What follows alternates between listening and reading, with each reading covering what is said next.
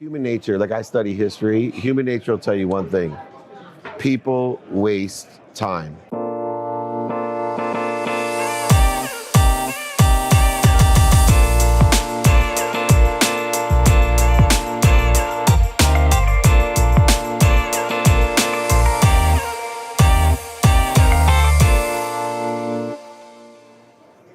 Like, that's why I'm a consistent behavioralist, that I believe that every day you have to prioritize what you're doing to infuse passion and joy into what you're doing, so that time becomes irrelevant, that I'm not waiting. I have plans for the future. My kid's 8. When he's 18, I have some sort of plan that will evolve. But every single day, I don't waste my time, right? That's why I take time as activity. And through activity, I look and see how can I maximize the activity I get paid for. The word busy only means inaccessible to me, right? Busy's not what people that are active are. People that, to me, are inactive are busy people because they're not accessible. So if you find me like some dude that gets high all the time and sleeps half the day, he's very busy in my mind. But I will tell you the most common things people will tell me, who I strive towards my potential of being the most productive and accessible person that you would know by doing all kinds of freakish things with time. People's most common thing they'll say about me is, I don't want to bother you because you're busy. Our intention means that we have to first pay attention to have an intention. So I pay attention to what I do in person, on the phone, via email and all media, radio, print, TV, social media, and I schedule things in a minimum amount of time and challenge myself, which is a pursuit. 5-minute meetings, 20-minute, right? 5-minute phone calls, 20-minute meetings, right? And then I study what I'm not doing. All these blank spaces in the calendar. So now that becomes a challenge. How productive and accessible can I be for the next 2 hours? And I'm studying it though. That means I'm paying attention to it. I'm not just looking at it. Because if we look at our calendar, who here has looked at the calendar and forgot things? Yeah, I can't tell you how. I've looked at something like 5 minutes later going, wait, what's next? But when I study it, when I pay attention to something, when I harness the power of intention, I believe there's a field of intention that holds everything past, present, and future that already exists. And by paying attention to something, or some people say focusing in on it, you can have vision boards, you can have whatever it is, you actually can speed up the frequency in which you allow what you want to happen. That's all that's happening. You allow that to happen. It's already there. Being of service doesn't mean I don't walk the streets of Calcutta giving all my money away. All my life isn't of charity. But I have a philosophy of providing value to people. Doesn't mean I can't be profitable and purposeful and passionate about what I'm doing.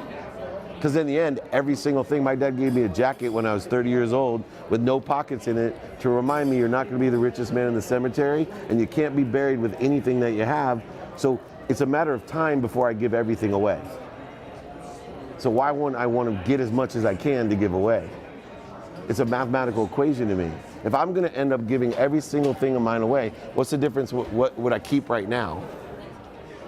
So if you're like Warren Buffett and you're extremely confident in compound interest and compounding your wealth, I can wait longer to give my wealth away because his firm belief was that every dime I would give away to charity today is $1,000 when I'm 80. And he was right. And then giving billions of dollars away and inspiring other people to give $1 billion away is an extreme impact. I think he's the biggest philanthropist ever created. But when he was my age at 51, people thought he was scarce because he wasn't giving his money to his children. He wasn't going to give his money to charity. But in his mind, he had a plan that was higher vibrating than we are. And there's nothing to be afraid of or to feel unworthy about making and creating abundance for yourself, as long as you're purposeful in shopping for what you want.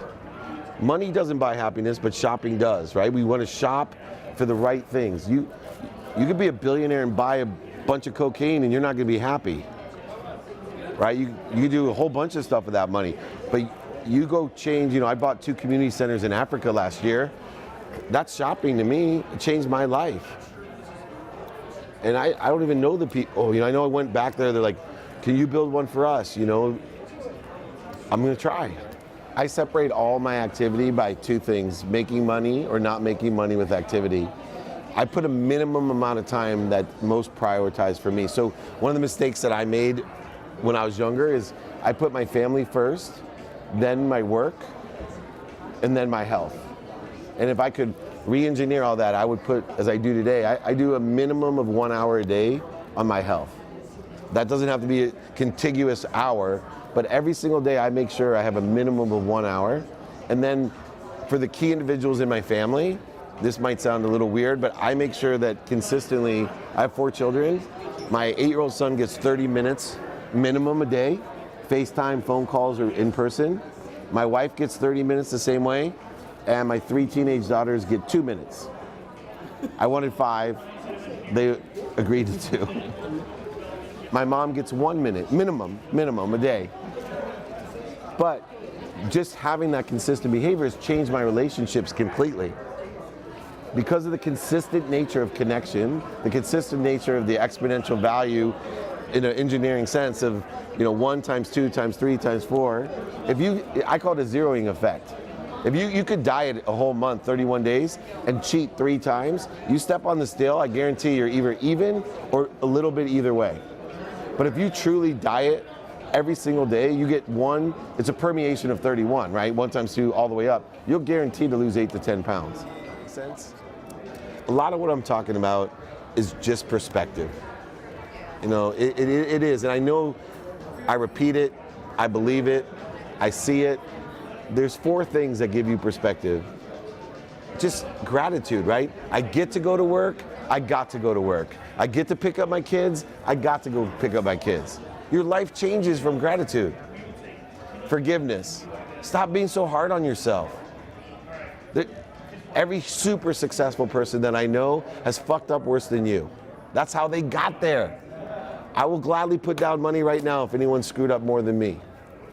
But yet, my favorite thing about me, more people ask me for money advice, and I've been the biggest loser with money than anyone I've lost more money. I lost a $100 million portfolio, and yet everyone wants my business advice. Wonder why.